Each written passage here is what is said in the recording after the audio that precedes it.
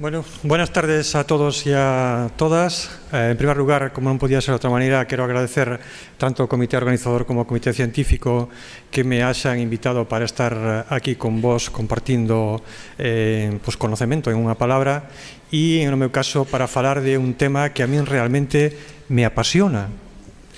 Me apasiona a atención domiciliaria. E cando me propuseron falar de, digamos, dar a miña visión de como desde o punto de vista dunha sociedade científica, en este caso da Asociación Galega de Enfermería Familiar e Comunitaria, evidentemente o que fixen é casar un interés con outro. Por lo tanto, a miña ponencia, que podedes ver aí, sustituín a palabra úlceras por presión por feridas, por considero que o limitar a actuación enfermera no paciente no domicilio do paciente, o cuidado de úlceras por presión parecíame excesivamente pobre, como todos sabemos que hai cantidad de feridas que se cronifican, pero que se producen no ámbito domiciliario en moitas ocasións producidas por traumatismos, sea queimaduras, caídas, etcétera, etcétera, non?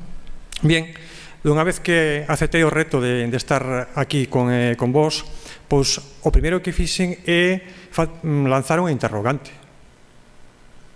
Cal é a realidade da atención domiciliaria en relación ca prevención de feridas por presión ou, máis ampliamente, feridas?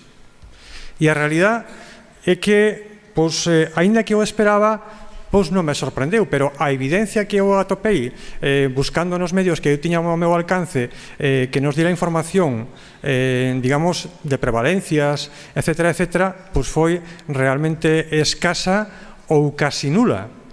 E do que encontrei foron dous estudios, un para a súa dimensión, que só citou Cuca, que foron os diferentes estudios de prevalencia de úlcera por presión da GNU, que as súas deficiencias metodológicas, e outra dun centro de saúde, dunha zona básica de salud de un pueblo de Asturias, e o remarco así por proximidade. Bien, se realmente non encontrei esos datos, e que me corrixa aquí alguén dos que estades aquí, que si os hai, a seguinte pregunta que me fixen foi, bien, resulta que a propia empresa que me emplea, que me paga e que me exige cumprimento de objetivos, resulta que non ten información que ofrecer aos ciudadanos, ou en este caso aos traballadores, en relación co traballo dos enfermeiros e das enfermeiras nos domicilios dos pacientes. Aquelo que consume tantos recursos do propio sistema e dos propios profesionales poñendo os seus coches para ir ao seu domicilio, pois resulta que a empresa que nos paga non sabe cal é o noso produto enfermero no domicilio dos pacientes. E a verdade é que a min eso preocupoume, e fago esa chamada de atención porque vou a insistir ao longo da exposición sobre este tema. E a seguinte pregunta que me lancei a mí mismo, vou dicir, e os profesionales? Que facemos os profesionales? Cal é o noso produto enfermero? Vendémolo? Non o vendemos? Facémoslle chegar á administración realmente cal é o noso esforzo nos domicilios dos pacientes? Ou non o estamos facendo ben e estamos, ao mellor, ocultando o noso traballo enfermeiro nos domicilios porque creemos que non o estamos facendo ben? Bueno, quería generar realmente con esta exposición un pouco de polémica ou de provocación, e así teremos a oportunidade no momento, digamos, de diálogo ou de turno de preguntas de profundizar neste tema, non? Retomo o que dicieron en un principio dos estudios da GNU. GNU fixo hasta ahora que eu saiba 3 estudios, un no ano 2000 e 2001, outro no ano 2004 ou 2005, creo, e o último no ano 2009. Bien, o que me chamou a atención tamén dos datos deste estudio, pois foi o seguinte: GNU enviou aos seus socios pois 2.500 cuestionarios para evaluar ou para coñecer a prevalencia de úlceras por presión nos distintos niveles de atención, tanto no nivel hospitalario como na atención primaria como nos centros sociosanitarios. E a miña sorpresa foi que dos 2.500 cuestionarios enviados, pois resulta que solamente retornaron a GNU 518 cuestionarios, dos cales 10 desbotáronse por información incompleta. Bien, e de estos 508 cuestionarios remitidos de atención primaria, pois foron o 28%. E cantos de Galicia? Pois de Galicia remitíronse a GNU 45 cuestionarios completos, tanto de primaria como de especializada ou hospitalaria, como de centros sociosanitarios. Se eu lle aplico o número que víamos antes, que eran 142, me parece que eran o 28%, nos saldrían escasamente 10 ou 12 cuestionarios remitidos de primaria de Galicia a GNU. Como comprenderedes, con ese volumen de pacientes e, ademais, eses cuestionarios remitidos por profesionales que especialmente implicados no cuidado de feridas, pois eses datos que podemos extraer non son nada representativos. Vale. E que pasaba no Centro de Saúde de Piloña? Perdón, na zona básica de Piloña, Asturias, que está aí ao lado, e nunha población de 8.000 e pico de 8.475 habitantes, é unha población de máis de 65 anos, de 2.644, casi o 30%, o 31% de pacientes, pois nos dicen que a prevalencia de pacientes, a prevalencia de úlcera por presión en pacientes no programa de atención domiciliaria é do 12,78%. O sea, de cada 100 pacientes incluídos no programa de atención domiciliaria, 12,78% tiñan úlceras por presión. E haberá quen pense que é un porcentaxe, unha prevalencia moi baixa. Eu penso que é exagerado. No programa de atención domiciliaria, e remarco iso de programa de atención domiciliaria, e logo retomaremos, un indicador de boa calidad, pois ten que ser o mesmo que utiliza o hospital. Non ten que haber en atención primaria ningunha úlcera máis que no entorno que lle exigimos ao hospital.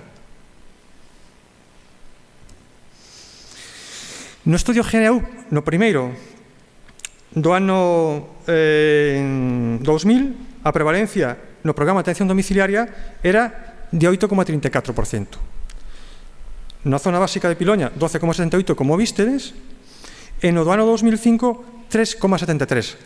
Curiosamente, no último, no ano 2009, esa prevalencia volveu a incrementarse. Digamos, por cuestións de metodoloxía de tabulación de datos, o que sea, pero volveu a incrementarse. Bien, dicía antes que a empresa que nos paga resulta que non nos revirte información de como o estamos facendo. E a verdade é que non pode facelo. A ferramenta de rexistro que temos a día de hoxe é esta. E esta ferramenta a cal nos enfrentamos diariamente non permite unha homoxeneización no rexistro. E se iso non é posible, pois está claro que a explotación de datos tampouco é posible.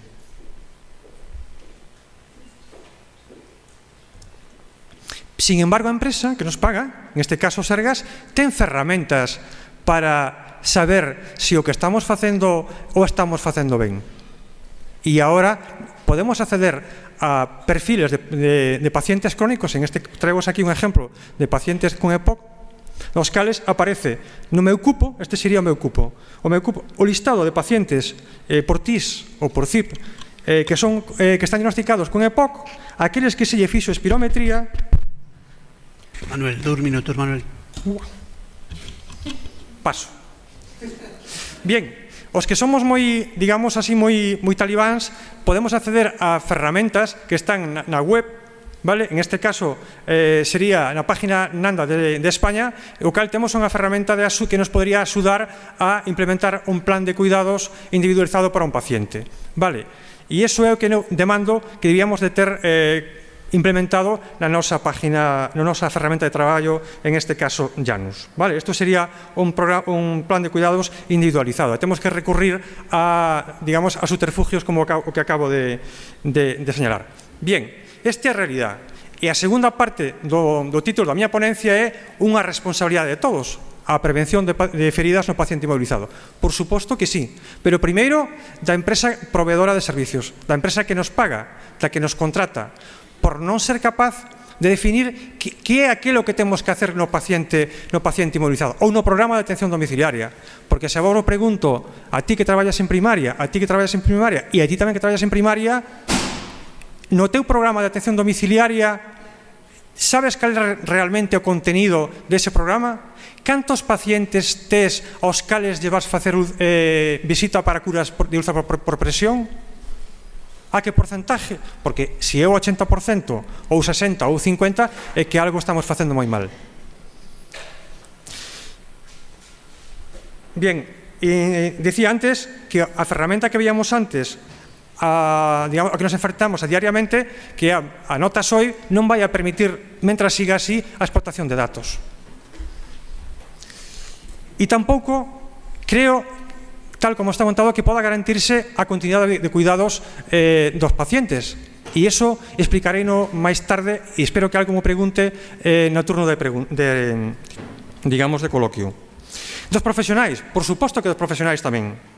Porque, ademais, é a nosa obriga e tamén da empresa coñecer cal é no programa de atención domiciliaria que é o que temos que facer. O programa de atención domiciliaria non pode ser única e exclusivamente facer curas de úlceras por presión ou de feridas en general. E entender que o programa de atención domiciliaria ten que ser unha actividade con moitísima potencia no noso traballo diario. Xa sei que algúns me van a dicir que non hai tempo, pero hai que darlle a volta a esa realidade. E ademais que nos vai permitir visibilizar o noso esforzo profesional. E ademais porque non facer prevención, que é a onde quero ir, de úlcera por presión e feridas en general dos pacientes inmovilizados vai en contra dos principios da ética e da equidade. E que ademais, porque unha atención domiciliaria con rigor metodolóxico contribuye a visibilizar, como dicía antes, e valorizar o noso traballo. E dos clientes, en este caso dos pacientes ou dos cuidadores, tal como dicía Cuca, porque están nos demandando formación. Vale? E porque ademais a formación é a mellor ferramenta para que eles sean gestores dos seus propios cuidados. Vale?